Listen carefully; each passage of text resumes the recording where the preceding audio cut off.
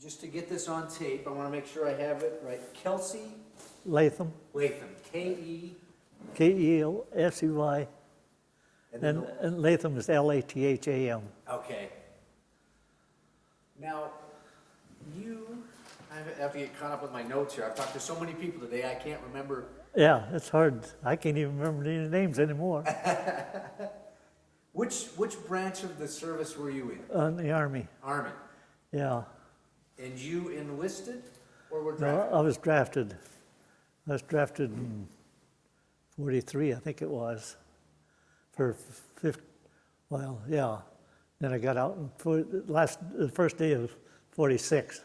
I stayed over so I wouldn't have to make 2 trips home, you know, for that. How old were you when you were drafted? I was, I think, 27. 27. So you were Yeah. an old man compared to a lot of the... Oh, yeah. I was older than a lot of them officers. Some of them, 90-day wonders, we used to call them, come in there. Wonder if there's going to be an officer that's going to flunk. How did that work out? Having superior officers were kind of probably some snot-nosed little kids. Having some officers that were younger than you, how did that work out? Oh, it worked out all right, as far as I was concerned. Because pretty everybody knew me, but I didn't know them. Because when I went in the service, I was a cook in when the 3 C's, we had them, you know, years ago. And so they made me a cook and a rifleman, too. So I went to school for the Army, cooking, which didn't matter much. It's just the course for 6 weeks, you know, and stuff like that. Well, I had a lot of them come in. A training officer, he'd come up out of the ranks. And when I knew him, he was a first lieutenant. And then the next time, still there, I was there 15 months in that training outfit, NP combat troops. And he got to be a captain. And then I remember one time when he was captain, the inspectors come in the kitchen, and that was before I was just taking care of the kitchen, you know. All the main cooks had went to town and that run that kitchen and left me there, and we got a bunch of those, what the heck they call them? Not earwigs, but about the same thing, you know. Cockroaches is what it was. And the major come in there inspecting the kitchen, you know, and he wanted to know where the guy was, you know, where all the cooks were. And I told him I was just keeping the fires banked. That's which I told him I was doing.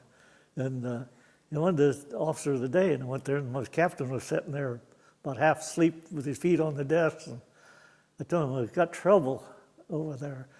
So he come up, and they give him heck because these cockroaches run all out of the pantry. I didn't even know there was any up there, you know. And he's told me what it was the time the guys was going to it was the end of the training for that bunch, and they'd let them go to town and give them passes, you know. And so he told me, he says, go see how many guys you can find in the barracks. The captain did, and I said, I'll go see. And I found 2 guys in there. He wanted to come and clean that kitchen up, you know. And they wouldn't go the first time. He said, I went back again, told me, better get there. The captain's after them. They come in, and we got I swear it was a gallon of them cockroaches. They was in sacks and stuff, but it was back in the corner up on the shelf. And they cleaned them up. And these guys, they didn't have no money to go to town anyway, you know, because they'd spent it or something, or hadn't got paid or something. Anyway, he gave them a 3-day pass for helping clean up. Told him, you don't have to do nothing, he said. He was a good officer. And last I seen of him, he was a major. When I shipped out from that outfit 15 months later, I shipped out, and he was a major. He come and see me off. He said, I hate to see you go. I'd like to go with you. And I said, I wish you would. Because he's one of these guys who would, officers, get down in the infiltration course. Because I went through them about 10 or 12 times. Every time a new bunch, I'd go through with them, you know, and show them how to go through in the mud and water and stuff. And he used to go through, put on coveralls and go through with them, you know. Well, they wanted to wear his pinks, they called it. You know. Now, what are the pinks? Well, his dress uniform, it was kind of a pinkish color he had, you know. And so he could go through. I seen him once still go through with them on to show some guys that was scared, show them how to go through there, you know, and everything. And he was a nice officer. But, well, I run into a few of them. It was pretty good officers. Most of them were. One thing I'll tell you about when he was a captain, he was out there, a bunch of guys were getting ready, they was going to leave, you know, and he was washing his car out in the driveway, you know, in the street part between the barracks. And he was wrestling around, the guys were pushing him away, you know, and they was washing his car for him. And one of these second lieutenants come in there, we called them 90-day wonders, you know, wandered in the street. He was giving everybody a heck for it because they didn't salute him, you know. And he spoke up, the captain did, and he went on jawing with him, you know, and he was going to do this and do that, so he just pulled back his coveralls, and he was a captain. I'll never forget that. And he said, everybody come out. On both streets, you know. He says he wants to be saluted. And he says, his face is just so far apart. He made that guy also go 3 times around about 300 guys, you know. That officer, we'd see him, and he was just like a gun-shy guy. He was way out there. I'll never forget that. That's pretty good. Then we lost a lot of rifles and ammunition, you know, disappeared. And come find out that there was an officers, they'd come up to these guys on guard duty, you know, and they say, inspect your arm, you know, the guy show, you know, one look at it, they walk off with the rifles. And a whole bunch of them got that way, you know. So they was looking for, figured it out. They was been spying after, you know, checking up. They caught one officer with 10,000 rounds of ammunition and a bunch of rifles in his car going to Battle Creek, Michigan. And they got the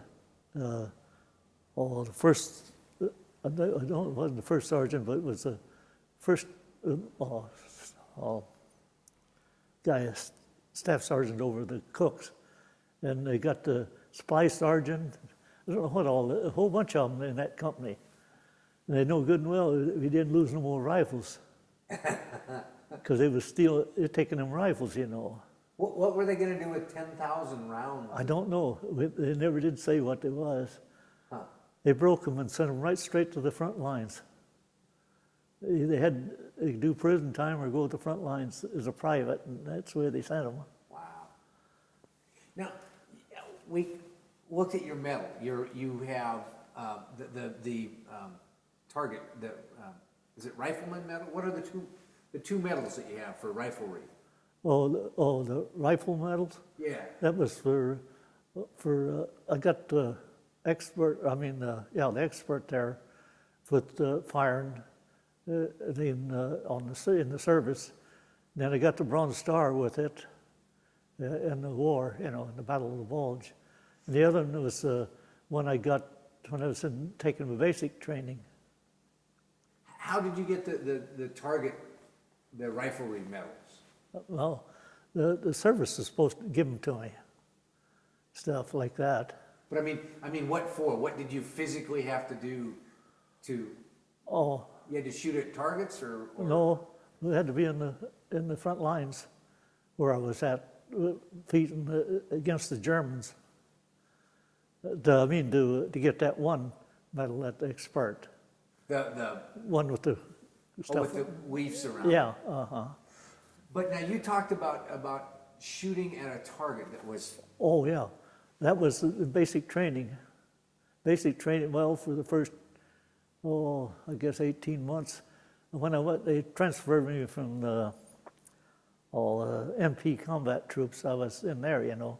Transferred me to another kitchen there, and then from there they transferred me to California, and they found out my rating was, they didn't have no place for me going over the Japs.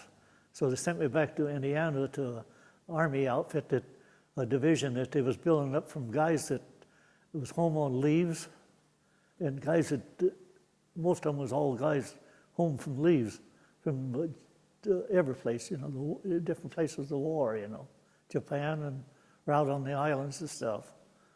And that's, they made up an outfit because they needed a division.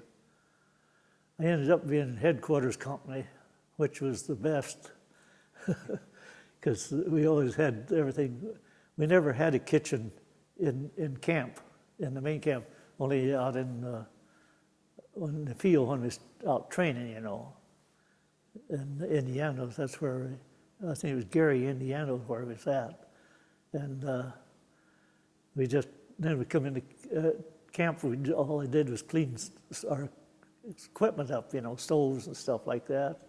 And we eat at different places. And my first sergeant, he was an Irishman, like the one I had when I was taking my basic training for 15 months. They knowed the book. They could cite it without even looking at the book, you know, because I had them, some officers pull something on the guys, you know, on us, something. And he said, you can't do that. They get the argument. He'd say chapter so-and-so, you know. And anyway, we got over there. And, now I forgot what I was talking about. Well, so it was at basic where you did the target practice? Yeah, it was the basic, I did one target where I got the sharpshooter target. That one with nothing on it. Then I got the other one when I got in the regular Army, when I was taking my overseas basic training. We had to do 6 weeks, I think it was. And then we went from there to England. Then from England across to Le Havre, France. And then went up through Belgium into St. Vince. And then from there, that night, it was snowing, about 2 feet of snow or better. And then we went there up on the front lines. It relieved the 4th Division, some of the 4th Division guys. They took the pillboxes, took a bunch of pillboxes. And we moved into them. And, you know, I don't know if you know about the size of the pillboxes. They was concrete, I'd say about half as big as this room, 2 stories, you know. They had upstairs, they had the gun, where the guns, you know, and stuff was. They had the Siegfried lines, what it was. They had pillbox set, you know, all set, 2 rows of them. And we moved in there on the 13th of December, and we'd done everything there. And anyway, I took care of, around there, I had 2 Chinese boys that followed me around like kittens, you know, because the other 3 cooks, they just didn't like them, you know. I mean, they wanted them to wash the pots and pans, you know. And if they was hungry, they couldn't get nothing, you know. They wouldn't give them nothing. And my mess sergeant, he come in the same day I did. We both come in the same company together. And he was from all over where Castro lives, you know. He'd been over there 2.5 years in the service. And they pulled him up on his short leave, you know. And so we got in there together, and so he told me anytime anybody wanted something to eat, to give it to them, but not, if they tried to steal something, whack their fingers off, he'd say. He says, the guy will ask you for something, give him something. Well, these 2 Chinese boys, they'd get hungry, you know, and so they'd tell me they was hungry, you know. So I'd say, all right, I'd get him something. The other cooks would holler like heck. I said, I got the rating too. I can give him what I want to do. In fact, I didn't have a cook's rating. I had a Jeep driver's rating, I found out later. Captain had pulled us in on when the first went in the service, you know, and out in the field, and he pulled me and this other guy, we was both corporals.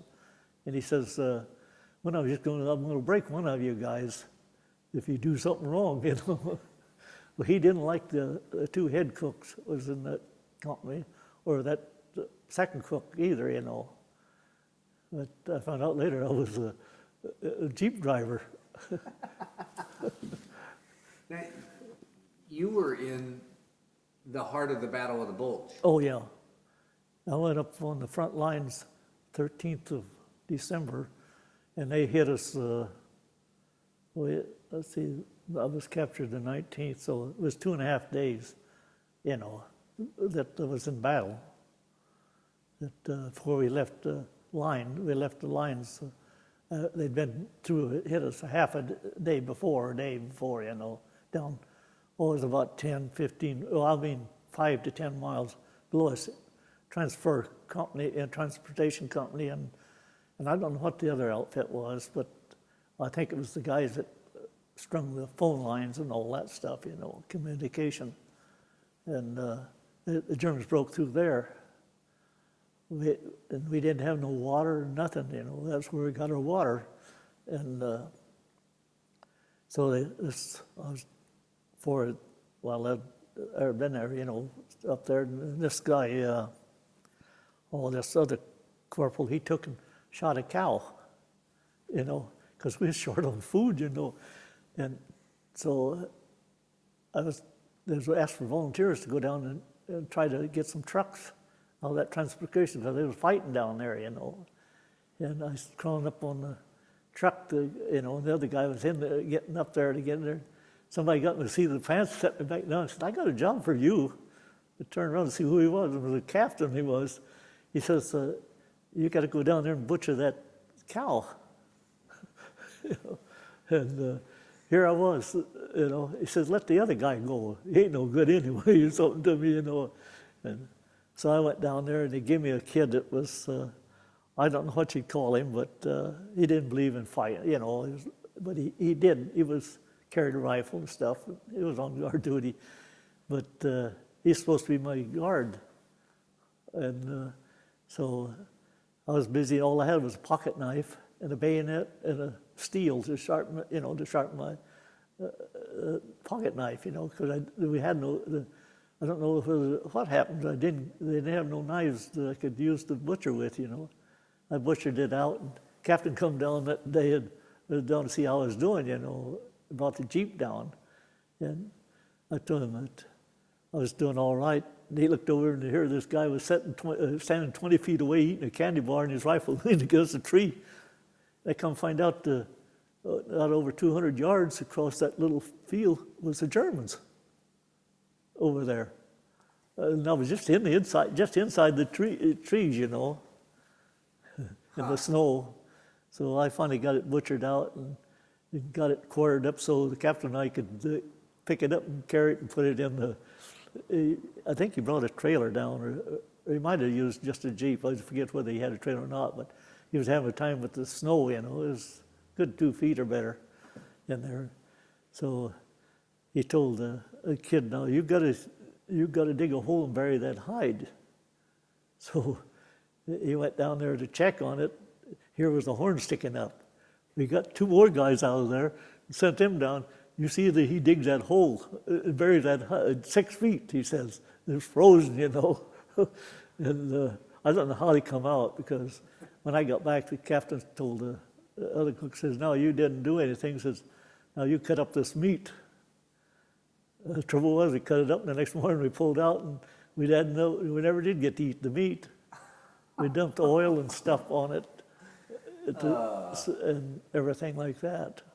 So the Battle of the Bulge is going on around you. Oh, yeah. And you're in the middle of this. Yeah, in the middle of it, the 2 regiments sitting up there in the middle.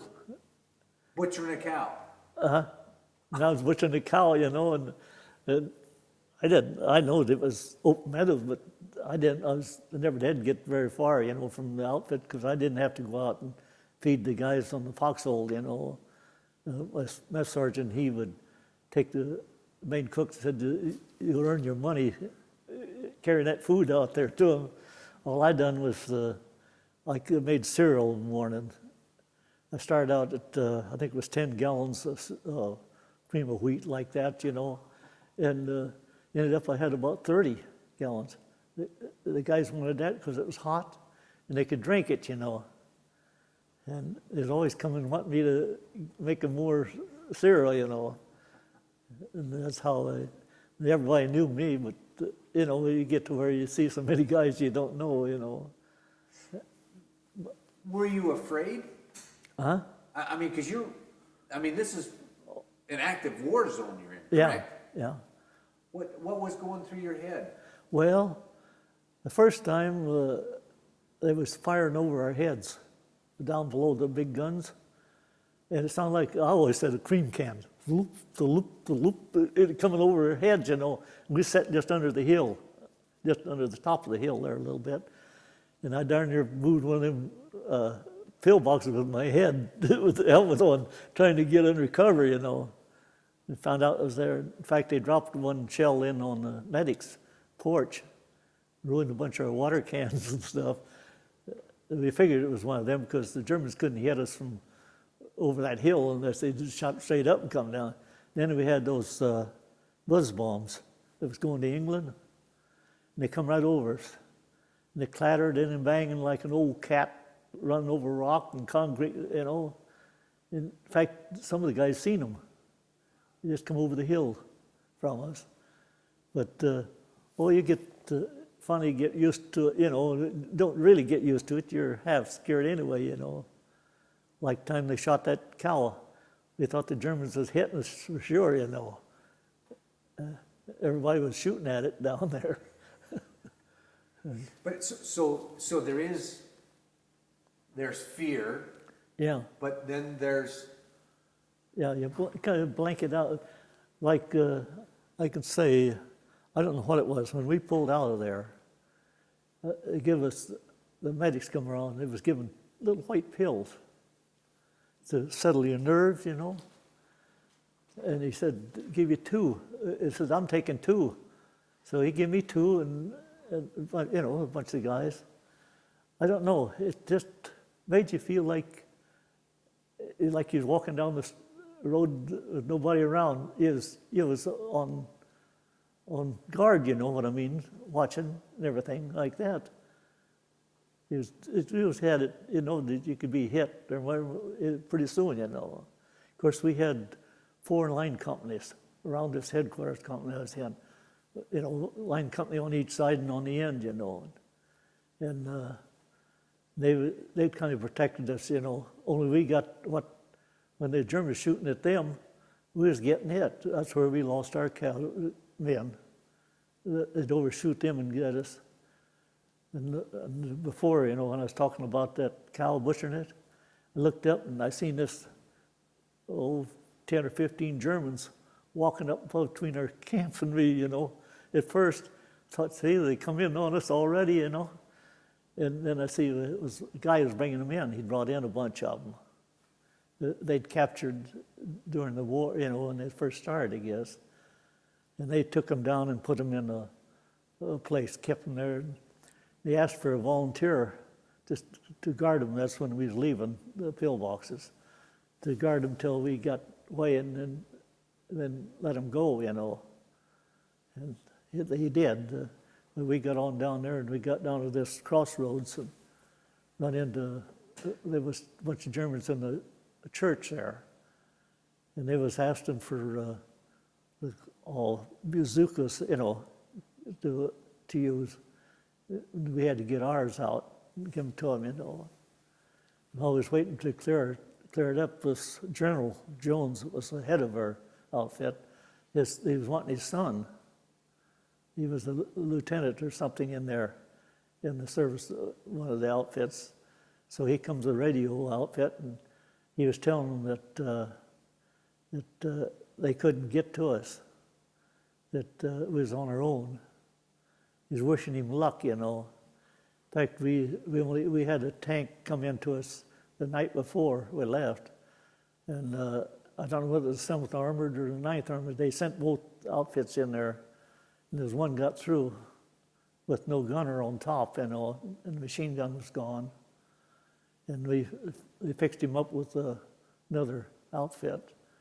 And he went with us, but I never did hear him fire or anything when I seen him last. He was tore up about 2 acres of trees and stuff trying to pull trucks through a creek. It was getting dark, you know, but anyway, they cleared out that church so we get through there, you know. And then we ended up one time before we got that night was going along, and They had to clear the road, shells coming in on the trucks and stuff. And I remember running like heck downhill. There was a 4-wire fence there. I didn't have time to stop. I just dived on the ground, and they always taught you to stick the rifle over your shoulder and slide. And I slid into that 4-wire fence. I heard it sing when I went through there, but I never got cut with it. And I think that's where I hurt my knee, but I was not sure. But I had a heck of a time getting back through that fence. Easier going that way than it was. Yeah, I was going downhill, you know. Huh. I know they couldn't stop. I was going to hit that fence full if I didn't dive, so I did. They taught us how to go under a barbed wire fence, you know, with the butt of the rifle. I know a lot of guys tried that, and they got the butt right in here, you know. It stuck in the ground. Give me a kind of a quick picture of where you were. When you close your eyes and you see what's out there, what do you see? Countryside, snow, mud? I didn't see too much because it was in the trees.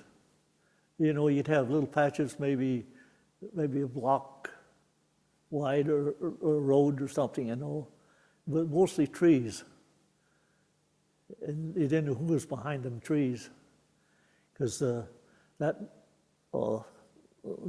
second time, night before, we moved right in among them.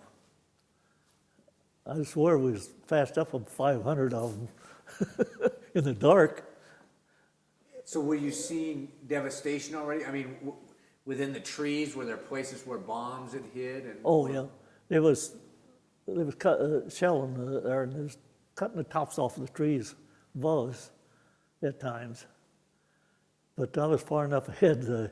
I didn't see back behind. Our doctor I heard later, was killed. Well, he was wounded and laying on the stretchers, and 2 or 3 guys. And said 3 Germans come through there and shot them on the stretchers and stuff like that. They was down by the transportation, you know, I mean, because we'd moved up maybe, I don't know, maybe half a mile in the dark. I always remember when it told me that we had scouts, 2 scouts in our outfit. The head one, he took us up there and said, "You stay here, you know, a bunch of us, scatter out." And we did. And along the night, these 2 Chinamans, I don't know where they was at, but they come and call me by name. I wouldn't answer them, you know, because I couldn't tell who it was, you know. Whether it was a German or who it was.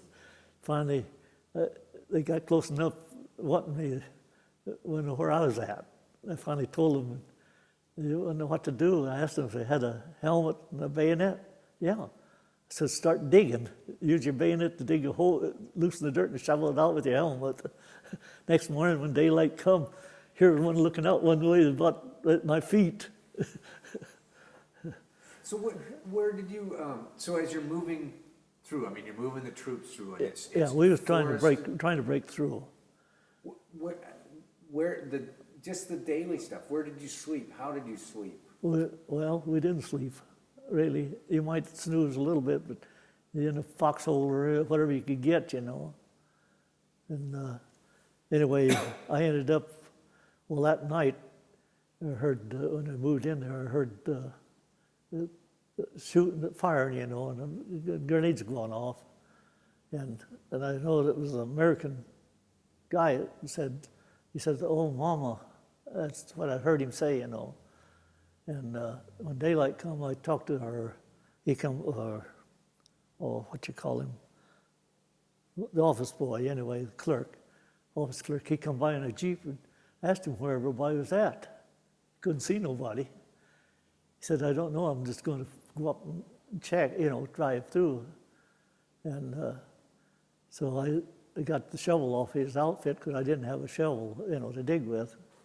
And I fired up and I went up on this hill, there's a point there. And I see this, I think it was an officer, in this hole with about 3 or 4 Germans where he'd dropped a grenade on him or something, you know, and after he shot him or something. Because his clothes, it looked, you know, he had an officer's clothes on. And get up on this hill, and then you could look maybe 200 or 300 feet or so down in between the trees, and they kept telling us to fall back.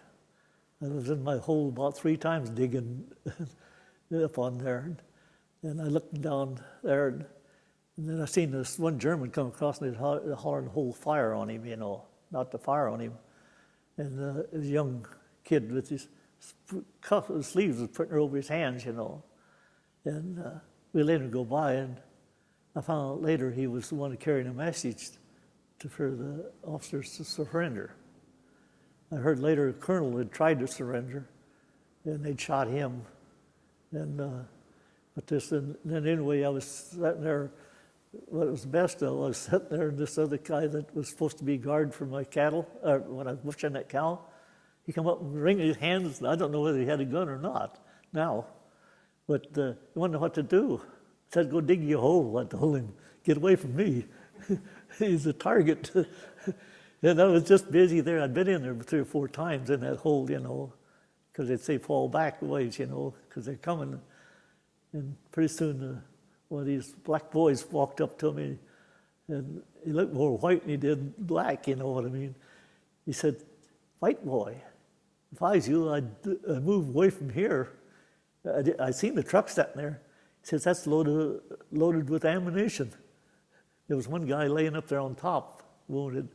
And he said, "I moved from then." He says, "Don't take one shell." He says, "We're all gone."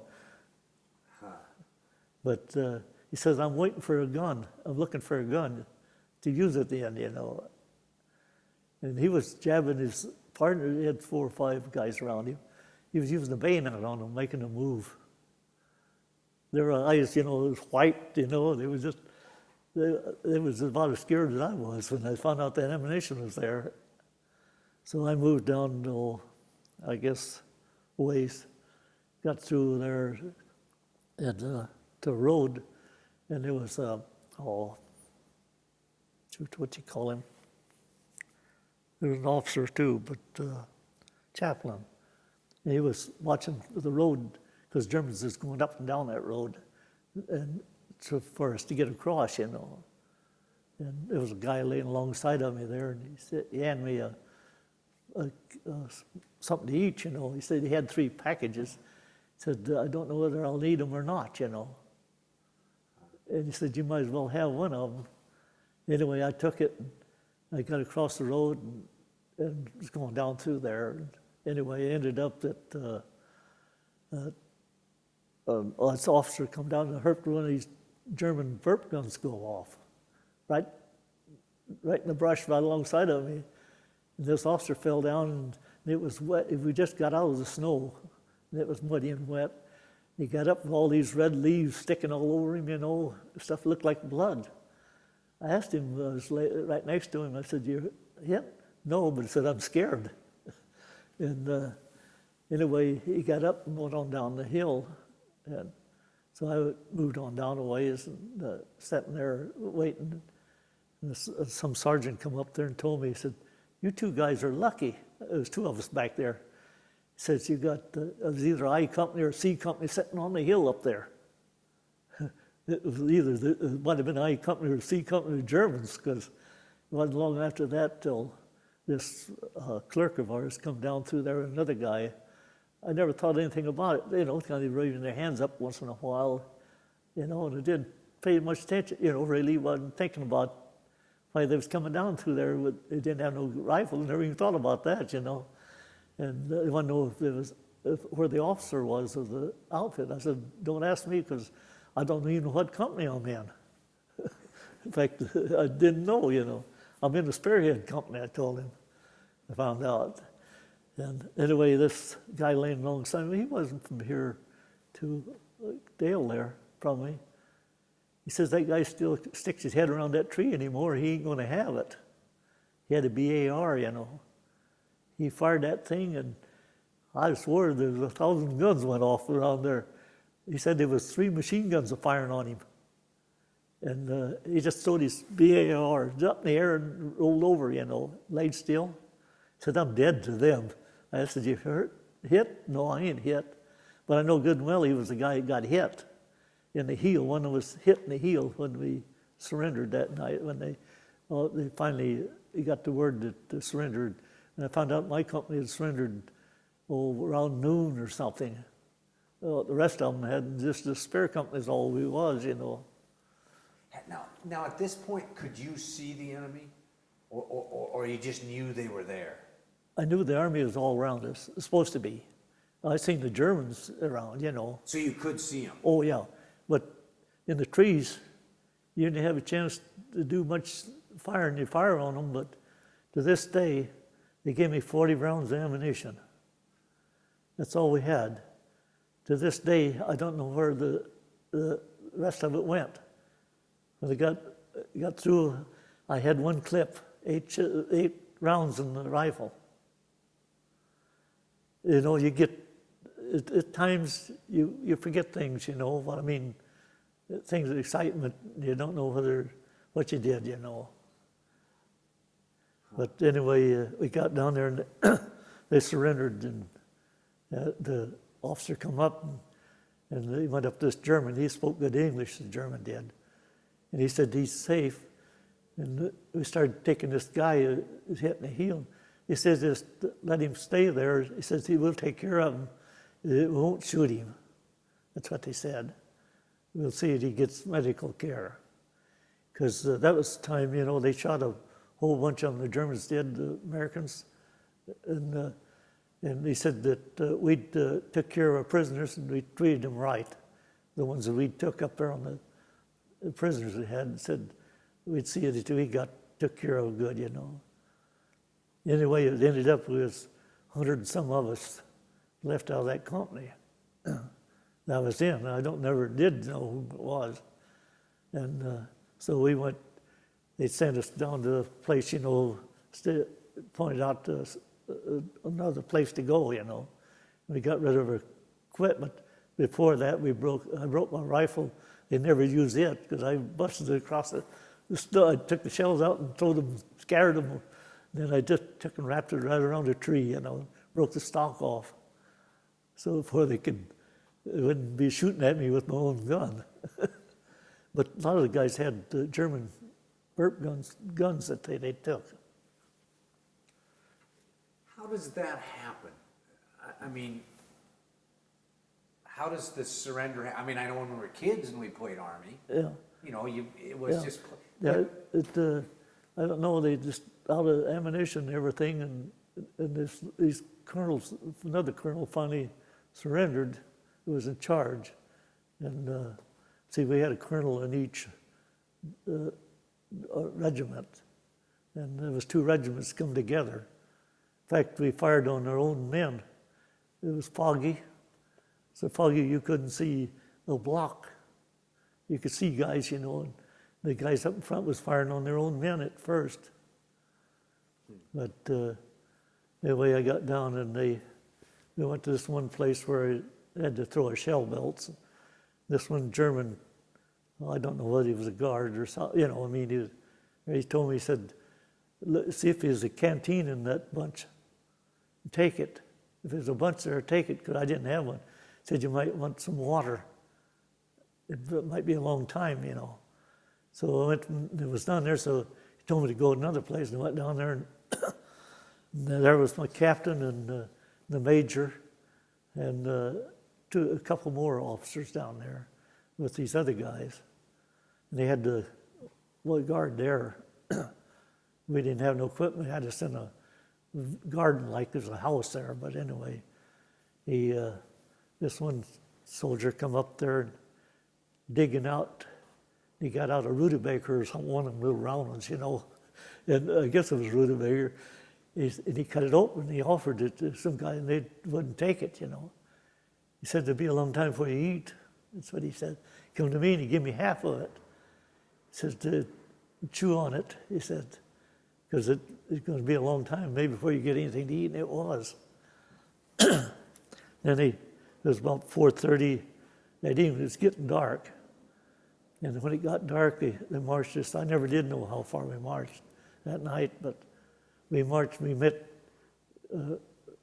German army coming in, strings of them, And it was about midnight, we got to this place where they held us there on the hill. That's where they had a whole bunch more guys. And that's where I found out that our scouts, one of them was killed and the other one was wounded pretty bad. They'd went out to get a sniper, was sniping on them, you know. And there was a lot of guys that they told me, but you don't remember their names. I've seen so many of them that I couldn't remember names unless they're. So the next morning, daylight, they started us out to march to a train, and we marched from 4:30 I did till about 12, and then when it got daylight, we marched till 10 that night. And I don't know what town it was. They put us on a train and locked the cars on us, you know. And then we marched our train. We went to. The English come over and started bombing, and we didn't know what day it was or nothing, you know. And we stuck a guy out where he just had to stick your helmet and turned it. He was a little guy, I guess. He opened up 5 cars, locked them, you know, for us, because the English was bombing all around there. And we got out and took off, and 3 of us, when they dropped a bomb up here, at the end of that wall from the blockbuster. I swore I went 20 feet up in the air and didn't come down face first, you know. But everything went out, you know, concussion. And I got out of there, and the guy come crawling out of that bomb hole. He'd run up there and fell in it. He'd lost his glasses. He had them thick glasses. I knew him. And he couldn't see nothing. We grabbed him by the arm, and another guy and I did. We wanted to get away from that factory. It was understood later it was Frankfurt, Germany, because there's a guy around here that was bombed the same night on a train. Somebody told me, Hoyle did, I think it was, or told me there was a guy. And we got out anyway. What do? We run right into the prison camp. I don't think we dived in the ditch because they come over again bombing, you know. And we crawled out of that ditch, and here was a German with a machine gun on us. He spoke in, he said, "You boys, I think you should surrender." He said, "Just go right across the road there." We went there, and there's the main gate there. And we went in there, and they dropped bombs in that prison camp, too, because they'd shut the lights off, you know. And the English, they wasn't good at that. They wanted to hit Seattle. They'd start here and drop all the bombs before they got there, you know. Because the Germans used to say if they were safe if they stayed in town when the English was bombing, and they'd go out in the country and let the Americans bomb the town. But anyway, we stayed on that. We got out, and I found out next morning it was Christmas morning. And they had the straw about so high, you know, in this big circus tent, I guess it was. And 3 of us in there, and so it felt heavy, and we crawled into that straw to keep warm, you know. And come find out there's a whole bunch of guys on top of us. Piled in there, you know. Didn't know it. Anyway, we got out the next morning, and the guy walked up to me and says, "I know you." It says, "We took our basic training together." Oh, it dawned on me who he was then. Because I was when it passed him made him pass on the rifle range. I fired on his targets. Every time he'd fire, I'd fire. He was kicking dirt up about 100 feet out there in front of him. And the captain, he'd give me the shells. Says every time he fires, fire. And I'd fire on his target. I passed him. He had to have 56 or something like that score to pass. And I asked him, how come he got captured? Well, he said he was MB combat troops, you know. He said, we was guarding a bridge. And American soldiers come across the bridge, and, you know, driving a Jeep and uniforms, talked to us for a while. And they turned the gun on us, said it was Germans dressed in American uniforms. And said they got across the bridge that way. Because, you know, he said they spoke good English. They didn't dream it, you know, Huh. stuff like that. What was it? It sounds like the Germans were civil to you, the ones that, The ones that I seen were halfway decent, you know. You had guys just like in the army, you know, they'd do things and stuff, but most of them that I run into was fairly civil. And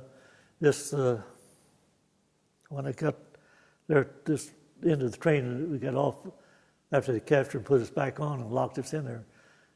This kid gave me, I don't know where he got it, but he got about a half a helmet of soup. The two of us was together there. He gave it to us, and that's all we had Christmas till New Year's night. They took us to Stellung 4B. I think it was, I always said Muleberg, but it's Fritner like Muleberg. They got a different name. It's practically the same. And put us in that prison camp, and these Morocco Indians was in the camp where they put us in, some of us. And I don't know, they got us some feed for that New Year's night. They give us enough to eat on, those guys. And I was there about a month. And to send us out, we took these farm wagons, you know, them old big ones, with the sideboards about that high.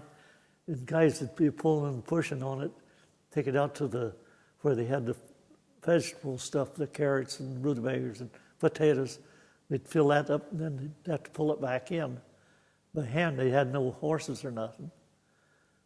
And that's the way we there. And then to try the car I was on, to get back to it, the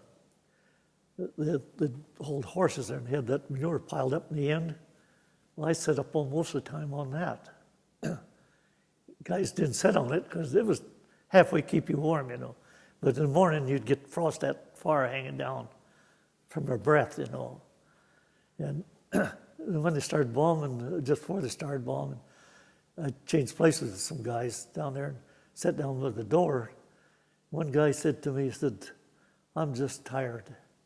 I want to rest. Does it feel like sleeping?" I said, he was next to me, I said, "Lay on my lap, you know, take a rest." And about that, just had more and got rested good, and they started bombing, and they opened the doors, and we got out of there, and then I found out he was one of the 8 guys out of my car that got killed in that bombing raid. But then there, when we got after this Stellung 4B, then they sent us out on a work detail. And they sent us down there to open strip coal mine. It was the world's biggest coal mine in the world, where they had 8 electric trains coming out of it. And there was 100 of us went out there. And so anyway, I ended up working on the railroad there. The boss come along, and German they had another civilian boss. He took 10 of us out and said, "You go work with this guy every day." And we did. We didn't go down in the mine. And the other rest of them went down there, and they had to change the track all the time, you know, because this big was just, they was taking stuff out there should have been mined 100 years from now or better, because you could light it with a match. And because we used to take the coal off of the trucks, the train when they come by and throw it in a fire barrel. First they wouldn't let us, and we kept on doing it. Finally they agreed to let us warm our hands. And this one German, he seen we didn't have no gloves, there's 10 of us. I don't know where he went, but he went and got some old gloves that lasted about a couple of days or so, you know. And they'd give me a French overcoat that hung down to my ankles. And so anyway, he'd come out by there and he'd say, "Hail Hitler," you know, click his heels together and say, "Hail Hitler." You say, "Hail Hitler," you know. Went on for about 2 weeks. Funny, he found out what we were saying, you know. He said, "I found out what you're saying to me." He said, "Well, why don't you say good morning?" We say good morning to each other. He was going down in the pit, you know. But we worked with this civilian. He was the heck was it? He was from another country. He'd come on Poland. He'd come in the First World War, went to Germany, and he was the boss there. And he'd lost 2 sons, he said, in the German army, but he was the boss. And he had a bunch of Russian kids and Polish kids that they took when they was 5 years old, working them. They was up maybe 10 or 12 years old on the track, Yeah. When you got captured, and now you're in this prisoner of war camp, what were you thinking? Fear, or was this, I'm out of the war? Well, the Germans said, you're out of the war now, and we didn't know where we was at. The truth, and this Stalag 4B where I was at, every time we got out in the morning, we had to exercise in the snow, and stomping it. Well, I found out later there was guys, I know they was doing something. They was digging a tunnel, and these guys going along dumping dirt, and we'd dump the dirt in the snow. So they didn't know, they was digging a tunnel. And they asked me if I wanted to know where it was at. I said, no, I don't know if I want to know.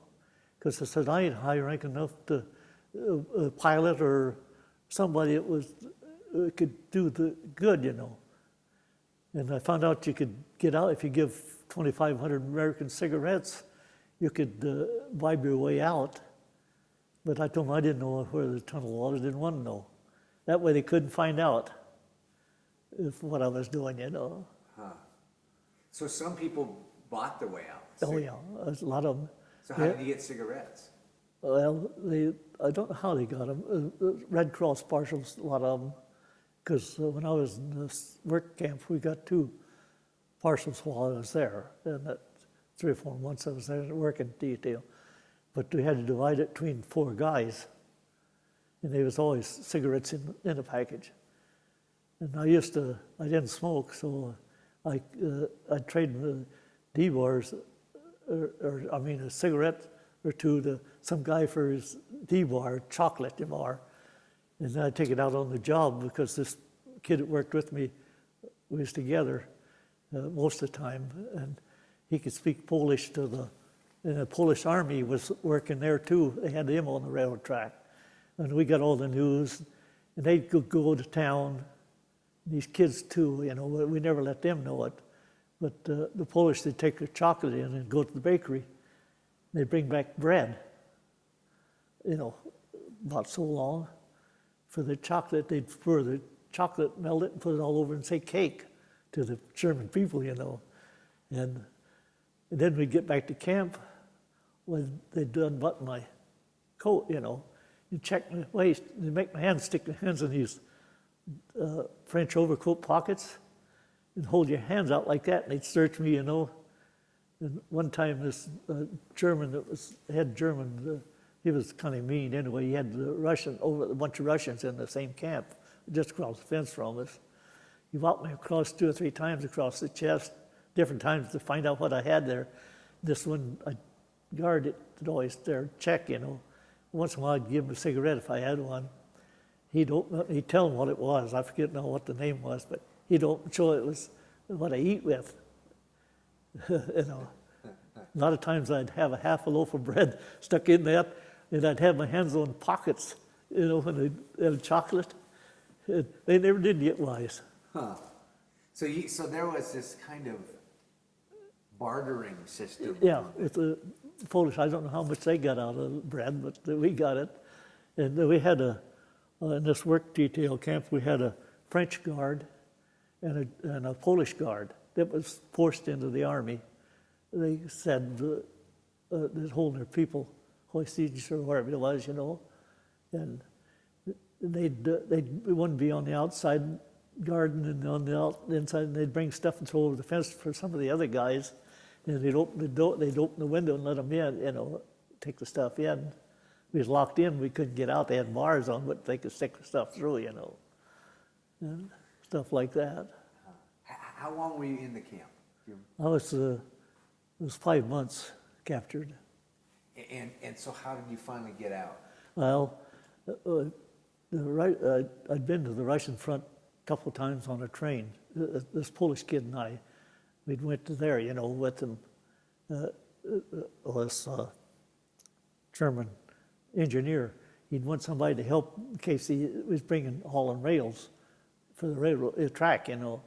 He would go down to the Russian front to get it, about 14 kilometers, and he'd want somebody, and he'd put us on one side of the seat, and he just sat there, and the Polish told the guy, boss said, just sit there, if he needs any help, help him. But it was one of them little narrow-gauged engines. That must have been tracks, must have been narrow-gauge too, because he run on the same tracks. And he'd look on one side of the boiler and on this side, you know, and work there. And when we was down there getting rails, you could hear the Russians. They hadn't done nothing all winter. You could hear a gunfire, you know, from where we was at. So we got back up, camped there, and we was out there working. They said, oh, it's windy. We got to go in about noon. Come find out a Russian tank had come into town. So this German, he was second in command of that camp where I was at. He come in and he said, I'm gonna, if you guys, I'll try to get you through the American lines where there ain't no fighting, and I'll go as a prisoner of war. He said, I'll do all I can to get you something to eat. Well, we spent a week. He was getting food for us, you know, what he could, and stuff like that. And we followed a whole plumb a week doing there. I remember one time we got to Essen, Germany. The bridge had been blown out. You know, they'd had pontoons and stuff in there. And they claimed there was 10,000 people trying to cross that bridge. And he told us that they'd be fighting mad if we tried to go through there. And he says, I'll go through and spot guys, you know. And it must have been a half a mile or better. He did. And then each guy went, there's 80 of us left out of that 100. And went down there, seen the last guy. Then we got down to the bridge and we climbed right up next to the river. Then we went to climb on the bridge. We climbed up the side of the bridge, and they was down there fighting on the end of the bridge, the Germans between themselves. And there was two Frenchmen pushing German stuff around with these little carts, you know. So I locked them, I jumped in and pushed them together and locked them up, and they got to fighting among themselves. And that's what we got. We come on both sides. I locked them all up, got them messed up there, and we got across and went through Essen, Germany, and we'd eat different places, stopped, you know. And we stopped there one place in the barn because it said it was too dangerous. The Germans said to be out on the road, you know, at night. So we went up in the barn and we found some turnips up there, not turnips, but sugar beets. A whole bunch of them they hid under the straw. Some guy found them. And we had that to eat that morning. We had filled our pockets full. And then we go along and just going along there and found another place. It was planting potatoes. This German said, I'll get out in the field and tell you that, get them talking to me and you fill your rig. He said there's purple or blue or something. He said you just roast them in the fire. That's all the peelings, you know, and he'd eat the peeling. Well, I had, when they captured me, I had, over my uniform, I had my fatigues and the fatigue jacket and stuff to keep it clean, you know, working around. And so I took the pants on, I tied the legs together and had spinders on them, and I filled that whole seat for about 25 pounds of spuds. We eat, you know, there's some of them guys wouldn't take a spud. I don't know why. Hungry as they were, they still wouldn't. They wouldn't go in and take them. Huh. And the Russians was right behind us on our heels, because we could hear them back there behind us. And anyway, we went along, and I had a bunch of spuds, and we run into a bunch of Polish women there that we stopped. And they said they'd been eating grass for 31 days. That's all they had to eat, boiled grass.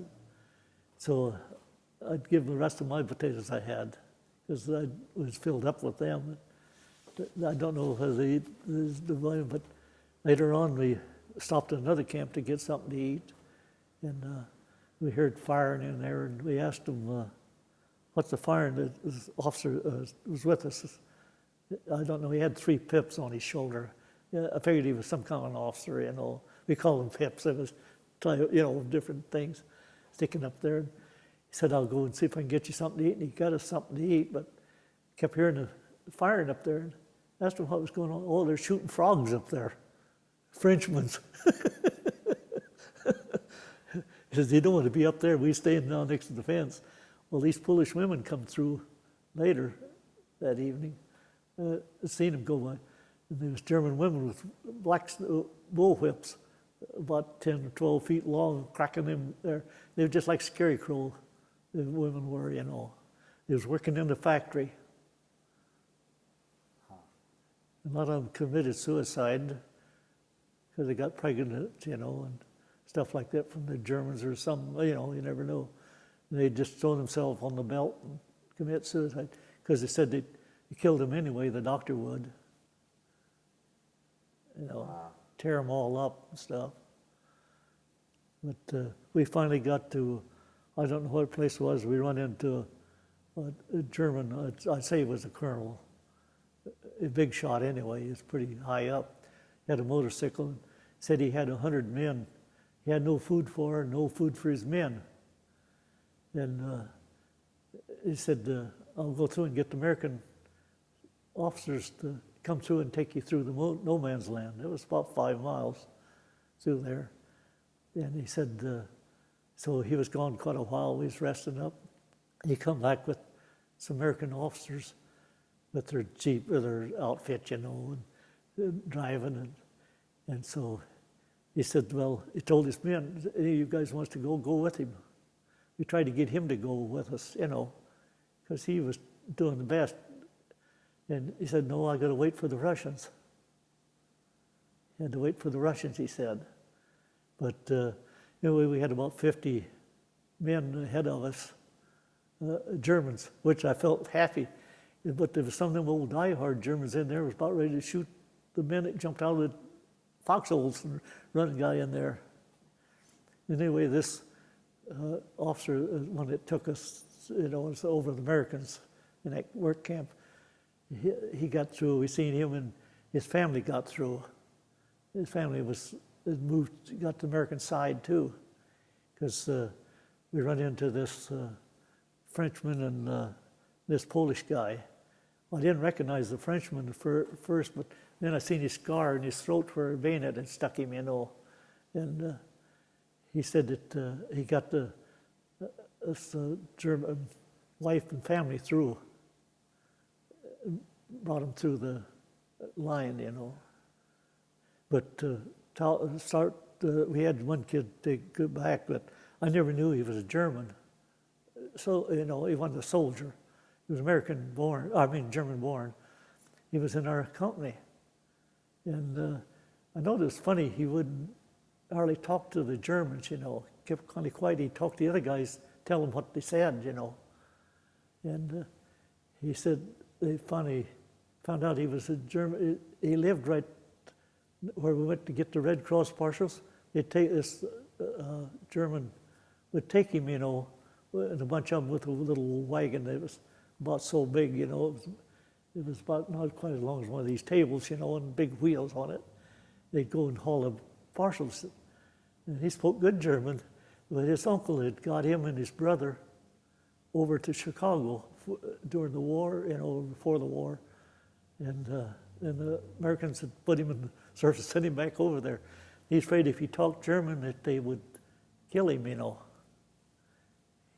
That's what he told us. He said that. But anyway, he made it back anyway. I gotta switch tapes here. Yeah. I got about 2 more questions.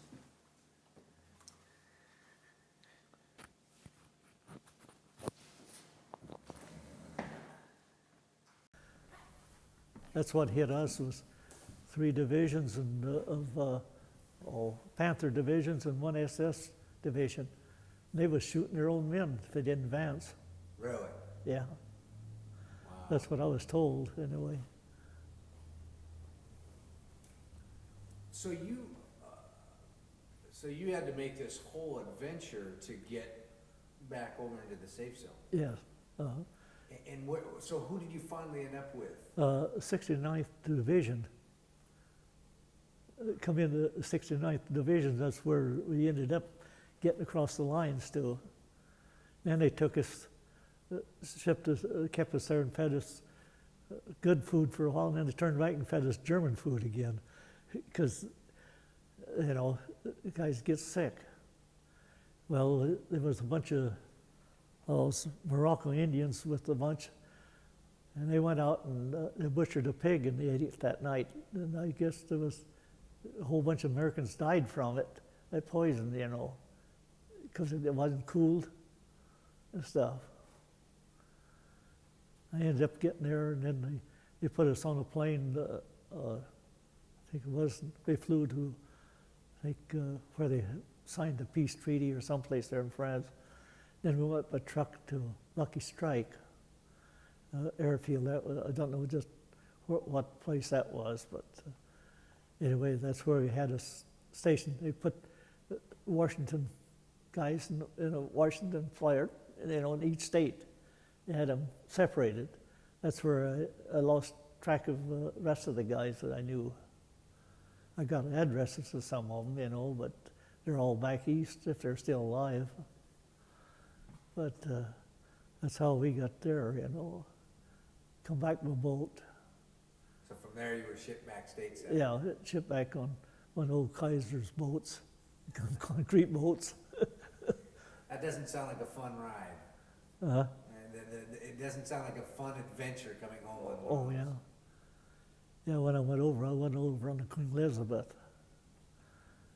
But we was crowded in there, but they had a division on there, and I don't know how many nurses and other outfits on that boat. We went alone. We was alone when we went. They said they run 6 hours back to the States. They heard something out there. Huh. Like my brother, he went over first in the Air Corps, and he said they had the convoy with them. The next morning, well, there was nobody around, no convoys or not. They come over the radio that they'd sunk that, some common boat, name of the boat anyway. They'd sunk it, the Germans had. He said the sailors was going over the side doing something. He didn't know what they was doing. Come find out that they'd been hit, but they didn't sink, you know. Huh. Wow. But it was rough. What do you think there's any message, or what do you think the message is from World War II for future generations? Well, I don't know what to say about that. I think it ought to tell them something, you know, myself. What do you think you would want your great-great-great-grandchildren that aren't even born yet to know? Well, I want them to help take care of the United States. If they're, you know, they feel like it, you know what I mean, stuff like that. That's the way I figure myself. Because, oh, well, you got to have soldiers, and you got to have people to feed them and stuff like that. Are you proud that you served? Huh? Are you proud that you served? Yeah, I'm proud I served in the service. I could have got out of it, because I could have. My boss worked on the Whidbey Island when he was building the air base at Oak Harbor. Worked there, and I worked a few weeks out at Alt Field. And the boss I had at Oak Harbor, he was a partnership with Kaiser in Bellingham. And he found out that I'd already signed up because he called me, and he wanted me to stay. He said, "I'll get you out and I'll give you a job when you come back." But I never went. He had the pile driving outfit, you know, working. And I know it. yeah, I can't think of his name. John something. Huh. I can't think of his name. I never did see him any later. He always wanted me to come back and see him, but when I come home, my dad had bought 80 acres of timber and stuff. So I worked on that, and then we bought 2 places on each side, one on each side, timber. And What was the worst part? well, I don't know. Hard to tell. You never knew when you was going to get hit. That's one thing. But you had to take it like you was walking down the street, you know. You had to hope you got through, which I figured I was lucky. There was a lot of guys didn't make it. That the wrong place at the, I guess, what you say, the right time for to get hit or something. Did you always think that that it wouldn't be you? No, I never did think it would be me, because you never know what was going to happen when you went in there. But I was so used to shells flying over me for 15 months in the States that you heard them zip by, you know. The time that guy that I was telling you about got a hit in the heel, when he told me, I seen Lee's jumping all over between his legs and all over the bullets hitting, and it was coming over me, and I was under, about that much bank laying there. I couldn't see where he was at, what he was shooting at, you know, but I could hear him. I don't know if you ever heard sticking a pencil through a paper sack. That's the way the pop, pop, pop, you know, going right through, you know. Was there, I'm gonna wait for him to toot one or more 2 times here. Yeah. That's about, what, was there,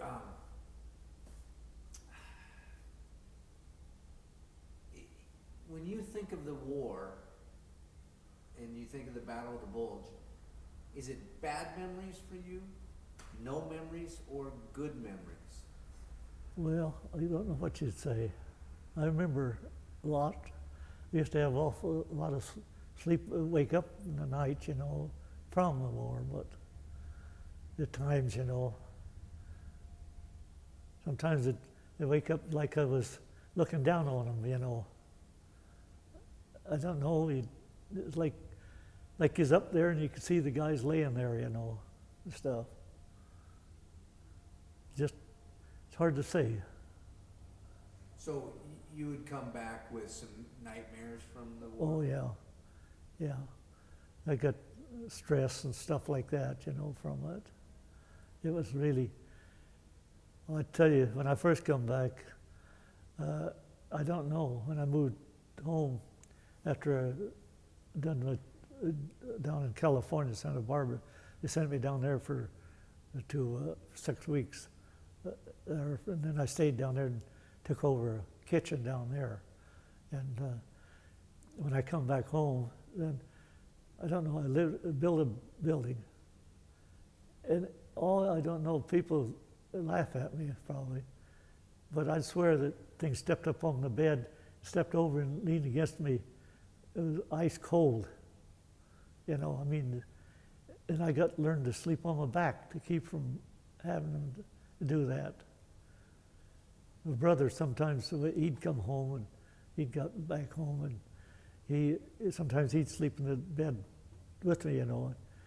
In fact, I took flashlight and looked under the bed to see if it was anything animal in there or something, you know.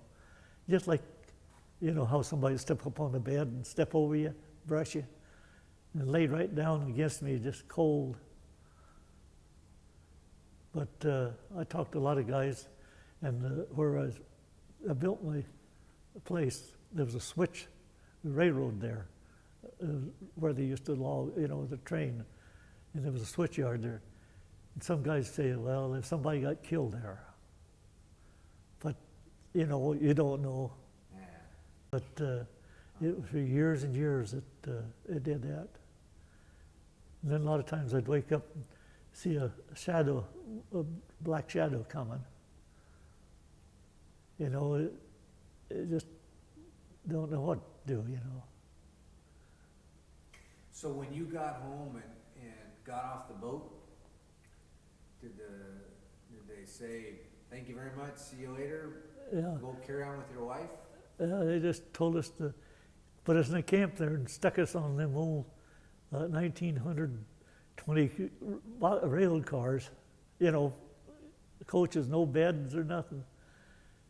A whole bunch of us, the Washington guys in one car, and Oregon and so on. And said, there you are, they give us $50. That's what we got paid till I finally got a year's back pay out of them. But we had pretty good time coming home anyway. We had some pilots on there that shot down and with us, you know, in charge of the car. There's always a bunch of lawyers in there, would be, I guess, always arguing with other guys, you know. Kept us other guys, younger non-coms, busy, laughing at them. Like this one pilot told me, he said I was flying along I got suckered in, he said. The guy ran out in front of me, German pilot, and said, I forgot that I had a tail back there. He got shot down. He said, it sucked me in, he said. He said, forgot I had a tail behind me. So they put you guys on the train. Yeah. You got your duffel bag. Yeah, with a duffel bag. You take the train to. We come from others in Virginia, and they come all the way to Fort Lewis before we got off. We slept, no sleeping cars, it's just, I think it was 5 days coming across there. And you get to Fort Lewis, they open the doors? Yeah, it says go in there, and then they run us through Fort Lewis and give us some more clothes and stuff. When I come home, I didn't have nothing. I had a rifle and that they told me I could bring home, and a few things, and fur, and enough fur to make a good coat. It was, I think it looked like beaver, but it had a black stripe down the back. And this one Frenchman told the guy that could speak French there that they lived in a swamp. That's all we get, and they clumb trees. But I think they cut trees. I think that's what it was. It was tanned in Belgium. But they gave me a barracks bag with everything in it, and I couldn't carry it, so I traded them off for something I could carry, and I traded off this rifle. It was 2 triggers on it, single shot, you know. I mean, it was all inlaid with the part comes looked like silver and all stuff, deer hunters and all that stuff. Oh, wow. I traded off for I think it was a 7mm, wasn't a 9mm rifle, pistol that went in the stock. Huh. The stock opened up, you stuck your pistol in there, and it just a little bit stuck out, you know. And the guys were stealing everything on the outfit. They asked me why I was bringing a little stock home. I told them it was just because it was a souvenir from my rifle that I broke up. They never did know it was a pistol. The guys pick up the duffel bags on the boat to take off, and the bottoms was cut out. Everything was cut. Yeah, they stole the swords, and I don't know what all that they'd got from the Germans, you know. There's one thing we couldn't bring home, and I think it was seal fur, I think it was. Something like that they told us. I know they had, where I got the rifle, man, another kid, we got 2 alike. They had them piled as high as the ceiling. There in that one town where the 69th Division was, you know. By the time you get lugging there and then fight the airplane, and they told us there's only hauled, I think it was 26 people on those C-47s and DC-3s, you know. They was using paratroop, and we had floors full, and all the baggage we had on there. Wow. One plane crashed, blew up in the air because they smoked in the plane. The gas tank had a gas tank down the middle of it, and the fumes were so strong in there you couldn't hardly stand it. Another one crashed when it landed on them steel mats and went off the runway. We went by and we seen them running like ants out of that plane. But then we got to Lucky Strike, and then they hauled us down there, and I don't know what station it was now. We got on the boat. Huh. Yeah. Well, I'm gonna get you unmiked here. Boy, that's